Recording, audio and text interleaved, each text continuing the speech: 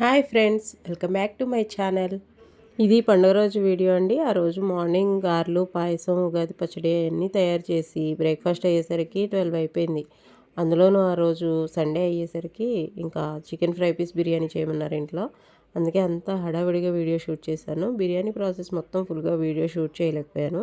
ముందుగా చికెన్ని బాగా క్లీన్ చేసుకొని బిర్యానీ రైస్ ఉడికేందుకు సరిపడా వాటర్ని ఒక గిన్నెలో తీసుకుని ఆ వాటర్లో చికెన్ వేసుకొని అందులో ఉప్పు, పసుపు, అల్లం వెల్లుల్లి పేస్టు, హోల్ గరం మసాలా దినుసులు, కొద్దిగా వెనిగర్, ఒక చెక్క నిమ్మరసం పిండుకొని ఒక టేబుల్ స్పూన్ ఆయిల్, కొత్తిమీర, పుదీనా కూడా వేసుకొని చికెన్ని 80% ఉడికించుకోవాలి. ఇప్పుడు ఉడికిన చికెన్ని ఒక గిన్నెలో తీసేసుకొని ఆ వాటర్లోనే 1 అవర్ ముందుగా కడిగి నానబెట్టి ఉంచుకున్న బిర్యానీ రైస్ను వేసి 70% ఉడికించుకుని ఆ వాటర్లో నుంచి రైస్ను వడపోత గిన్నెలోకి తీసేసుకోవాలి. ఇప్పుడు చికెన్ ఫ్రై చేసుకోవడానికి స్టవ్ మీద ఒక వెడల్పాటి గిన్నెని తీసుకుని అందులో ఫ్రైకి సరిపడా ఆయిల్ వేసుకుని హోల్ గరం మసాలా దినుసులు వేసుకుని ఆనియన్స్, పచ్చిమిర్చి, టమాటోస్ కూడా 1 బై 1 వేసుకుంటూ ఫ్రై చేసుకోవాలి.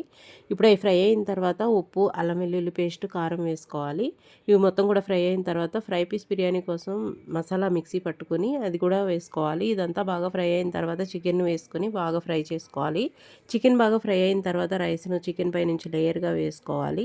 రైస్ పైన కొంచెం నెయ్యి, కొత్తిమీర, పుదీనా వేసుకొని మూత పెట్టేసి ఒక 15 మినిట్స్ స్టవ్ మీద పెట్టి చిన్న మంట మీద ఉడికించుకోవాలి. అంతేనండి, వేడివేడి chicken fry piece biryani ready అయిపోతుంది.